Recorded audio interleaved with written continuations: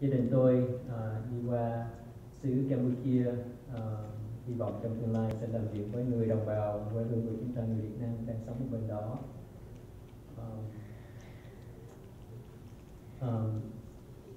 Xin phép cho chia sẻ. Thưa Hội Thánh, đây là một hình ảnh chúng tôi có qua xứ Campuchia hồi tháng Giêng năm này. Chúng tôi tới một cái làng nằm ở trên bờ sông Mekong, và người Việt của chúng ta ở trên những cái nhà ở trên nước như vậy, và cái người mà đang lái thuyền cano tới rước chúng tôi để dẫn chúng tôi đi tới nhà của ổng. Mà làm sao mà chúng tôi được sự kêu gọi của Chúa đi qua Campuchia? Giờ xin cho phép Hội Thánh biết là đây là một cái cuộc hành trình của Đức Chúa Trời dẫn dắt chúng tôi. Đây là một cái cuộc hành trình. Xin lỗi, hơi nhanh. Đây. Thì nhìn lại lịch sử của gia đình tôi á, thì nhìn thấy bên vợ tôi là tên Việt là Trần Hồng Bích, tên tiếng Anh là Sarah.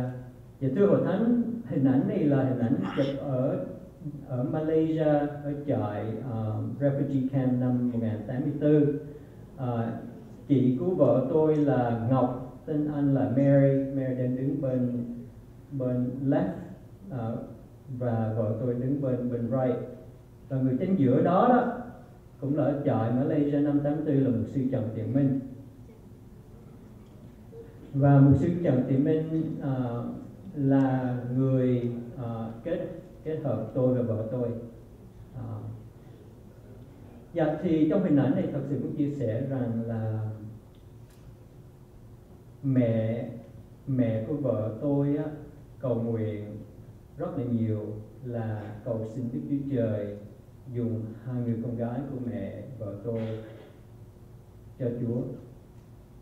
Thì qua cầu nguyện của mẹ vợ tôi như vậy, và qua đặt tên của con gái của bà là vợ tôi đặt tên là Sarah. Lý do đặt tên Sarah vì lúc ở trại tị nạn Malaysia 84 đó có một cô truyền giáo là một cách positive ảnh hưởng cho đời sống của mẹ vợ tôi. Cô cũng tên là Sarah. Và khi qua xứ Canada thì mẹ vợ tôi đặt tên tiếng Anh Bích trở thành Sarah. Thì qua sự cầu nguyện và qua sự thăm viếng của một người truyền giáo đã giao những cái hột giống như vậy. Và năm 2000, mục sư Trần Thị Minh có dẫn một phái đoàn, và trong phái đoàn đó có vợ tôi, có chị của vợ tôi, và có Chiều, có Thu Hiền, và có những người anh em khác nữa đi qua xứ Campuchia. Và đó là những hột giống, những sự cầu nguyện trong một cái cuộc hành trình mà Chúa hướng dẫn tới bây giờ mà chúng tôi chuẩn bị cầu nguyện đi qua xứ. Còn phần tôi thì Chúa làm việc một cách lạ lùng lúc mà tôi cuối năm thứ nhất ở trường đại học, thì Chúa thay đổi tôi được tái lâm lại. Thì năm 1996 có một cơ hội và tôi dự là gọi là Urbana, và năm 96 đó chúng tôi đi. Urbana là một hội đồng truyền giáo quốc tế tổ chức hồi năm 96, là tổ chức ở Champaign, Illinois, tiểu bang Illinois. Thì lúc mà tôi tới dự cái đó thì tôi học hỏi rất là nhiều. Truyền giáo là gì? Truyền giáo địa phương, truyền giáo quốc tế là gì? Và tôi cũng học hỏi với những người giáo sĩ truyền giáo từ khắp thế giới, làm việc khắp thế giới.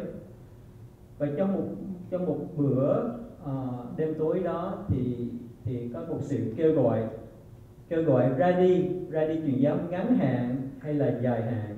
Thì tôi hứa nguyện tôi sẽ đi ngắn hạn. Cái đó là năm 96. Và đây là năm 2001, 5 năm sau tôi có cơ hội để đi truyền giáo ngắn hạn. Và trong phái đoàn tình thương này chúng tôi đi qua xứ Campuchia. Như trong hình ảnh này có những khuôn mặt quen thuộc là mục sư Trần Tiền Minh, rồi có cô Hồng Hải Kirby ở trong đó, thì tôi cảm ơn Chúa có cơ hội đi học về Chúa bên đó với phái đoàn này. Và đây là một hình ảnh cầu nguyện cho những người tiếp nhận Chúa trong năm 2001 ở thành phố thủ đô Phnom Penh.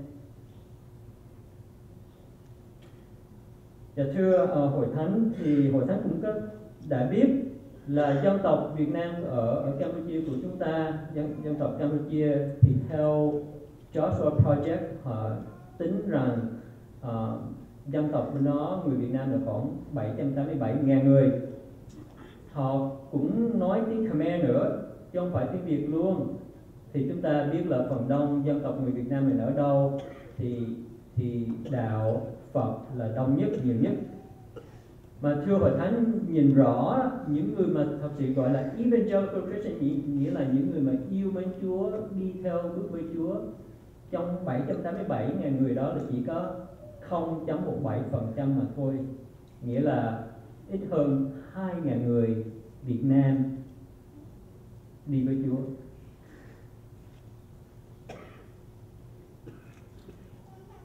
Và qua cuộc đời sống của chúng tôi, qua sự cầu nguyện của các con cái của Chúa, thì chúng tôi đi qua cuộc hành trình này tới Campuchia. Thì năm 2016 tháng 3 chúng tôi được World Team mời và join họ, và chúng tôi tiếp nhận sẽ đi qua truyền giáo quốc tế của World Team. Và thưa hội thánh, làm sao mà chúng tôi hay là câu hỏi là tại sao mà chúng tôi đi với World Team, hay là tại sao chúng tôi không có đi với hội Tin lành của mình, Christian Mission Alliance? Thì câu trả lời rất là đơn giản là chúng tôi có mối liên hệ với Chia và Thu Hiền là ở hội thánh đây, và chúng tôi có mối liên hệ với ông bà bác sĩ Don. Và hình bên tay phải đây là hình mà lúc mà tôi với vợ tôi sau khi cưới, thì đây là một hình chụp với ông bà bác sĩ Don với lại 2 đứa con gái đầu của ông bà. Phần cá nhân tôi biết ông bà bác sĩ Don trước khi ông bà có mấy đứa con gái là từ năm 2000 lận, và lúc đó ông bà bác sĩ Don cũng ở thành phố Lancaster, Pennsylvania. Thì tôi có mối liên hệ với ông bà, và ông bà cũng giống như là một người thầy cô cho tôi, một người mentor cho tôi. Và sau khi tôi cưới thì vợ tôi biết ông bà, và từ đó tới bây giờ chúng tôi vẫn còn giữ cái mối liên hệ đó. Tôi với vợ tôi thì cũng biết Chia và Thu Hiền cũng rất là lâu. Tôi thì biết Chia từ lúc mà mình trong trại thanh thiếu niên, còn vợ tôi biết Chia và Thu Hiền qua năm 2000 đi truyền giáo năm đó. Thì đây là một cái tấm hình mà chúng tôi dự đám cưới của Chia Thu Hiền ở bên California năm đó. Thì lý do mà chúng tôi đi với World Team vì là cái mối liên hệ giữa tôi, gia đình tôi với ông bà bác sĩ Don và gia đình của Chia và Thu Hiền. Thì với mối liên hệ như vậy thì ông bà bác sĩ Don kết hiệp với tôi với World Team để tìm hiểu. Xin lỗi, đây là năm 2001, tôi và 6 anh em có đi qua Kampong Cham, là chỗ làm việc ông bà bác sĩ Don, và thăm viếng ông bà và thăm viếng cánh đồng và học hỏi cánh đồng của nó ra sao. Đây có hình ảnh của anh Trúc là bên tay phải, và có một anh đứng kế tôi, anh đó là Francis, anh hiện tại đang học y khoa ở bên Canada. Và có 4 người khác nữa. Trong năm này thì có Ruth Phạm, có Kim Nguyễn, có Trisha Lưu, rồi có Tran Mai đi, không có trong hình này. Dạ thưa hội thánh, World Team là gì? World Team thành thành lập năm 1995 qua hai truyền giáo quốc tế. Truyền giáo quốc tế thứ nhất gọi là Regions Beyond Missionary Union, và cái truyền giáo đó thành lập từ 1873, và truyền giáo quốc tế West Indian Mission thành lập từ 1928, và năm 1995 họ muốn kết hợp lại và gọi là World Team. Hiện tại thì hơn 350 giáo sĩ đang hầu việc ở Nam Mỹ, Âu Châu, Phi Châu, Á Châu và Úc Đại Lợi. Và trong đó có Chiều xuất hiện vào ông bà bác sĩ Don. Cảm ơn Chúa cho có cơ hội gia đình tôi đi qua Phnom Penh, và trong hình ảnh này có gặp gia đình Chiều và Tú Hiền. Buổi tối hôm đó gia đình Chiều Tú Hiền mời gia đình tôi qua dùng một bữa ăn tối. Trong hình ảnh này cũng có hai đứa con của chúng tôi đi luôn.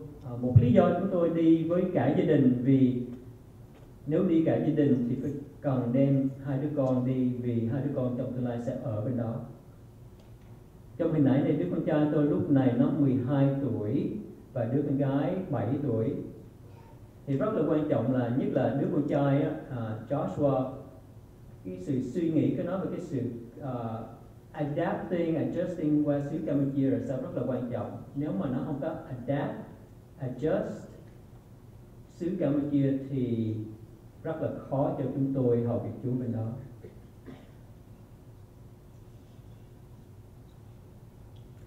Chúng tôi hy vọng lúc mà qua xứ Campuchia thì nhìn sâu dài, thì chúng tôi hy vọng nhờ ơn của Chúa chúng tôi sẽ tiếp tục làm công trình mà ông bà bác sĩ Don đã mở mang, và tiếp tục đi ra gặp gỡ những người Việt Nam sống ở bên đó, đào tạo những người tin Chúa trở thành môn đồ của Chúa, và những người môn đồ của Chúa đó họ cũng sẽ đi ra và tìm kiếm những người chiên lạc của Chúa và đem họ về. Và hy vọng trong tương lai sẽ có nhiều hội thánh ở vùng ở bên đó.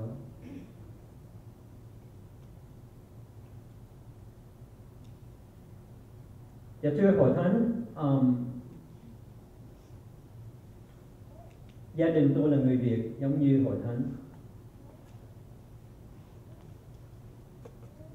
Nhìn rõ lại thì đây là một cái ơn lạ lùng mà Chúa kêu gọi gia đình chúng tôi đi. Thật sự không có dễ mà rời nước Mỹ này mà bỏ hết và đi qua đó.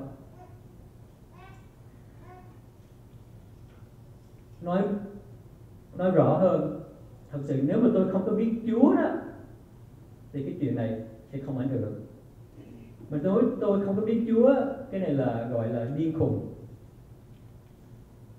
Vì tại sao mẹ gia đình tôi đi vượt biên qua đây để đem một cái hy vọng, để đem một cái dream, cái ước mộng của ba mẹ tôi là cho con cái mình có cơ hội đi học, đi đại học, sống một cái tự do mà bên Việt Nam không cho mình những cái đó.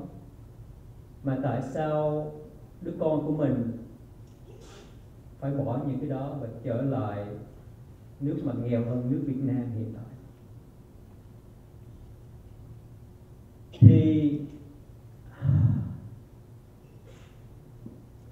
những câu hỏi rất là đúng.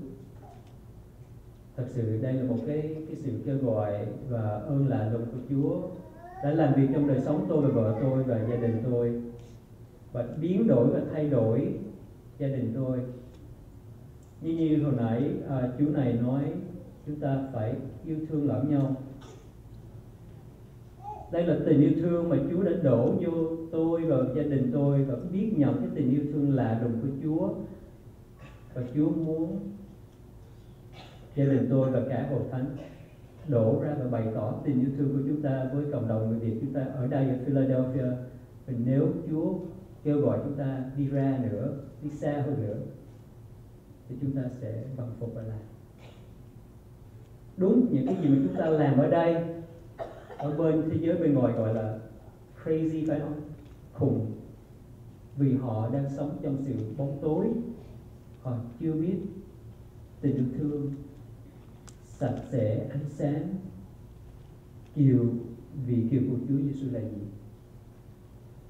Hồi trước mỗi chúng ta là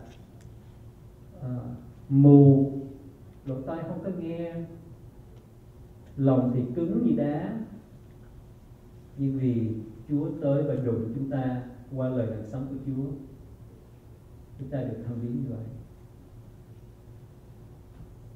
Thì chúng tôi biết những cái gì mà chúng tôi bỏ hết ở nước Mỹ này để đem sự vinh hiển của Chúa. Và chúng tôi biết rằng nếu chỉ có một người trở về với Chúa, chúng tôi sẽ vui mừng với Chúa và thiên sứ của Chúa trên thiên đàng và với hội thánh như vậy. Chúng tôi hy vọng là tháng 8 ngày 1 năm 2018 chúng tôi, nếu ý muốn của Chúa, được nơi trong thời điểm của Chúa. Đây là thời điểm của chúng tôi, chứ không phải thời điểm của Chúa. Và hy vọng là sẽ đi qua xứ Campuchia và hợp tác với những con cái của Chúa đang làm việc bên đó, và cũng hy vọng sẽ hậu việc tác với nhau với thầy Chiều và cô Thu Hiền và ông bà bác sĩ Don cũng vậy.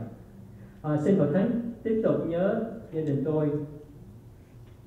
Tôi là ở trong đại gia đình của Chúa. Đây là gia đình của Chúa. Xin hội thánh nhớ gia đình tôi. Sự cầu nguyện của hội thánh rất là cần thiết với chúng tôi. Và chúng tôi cũng muốn cầu nguyện và cũng muốn kêu hội thánh cầu nguyện cho hội thánh mình cũng vậy. Cầu xin Chúa sai đi những con cái của Chúa từ đây đi ra những cánh đồng mà nhiều dân tộc khác, chứ không phải dân tộc Việt Nam nữa, cần sự ánh sáng của Chúa Giêsu. Xin cảm ơn hội thánh. Xin Chúa ban phước cho.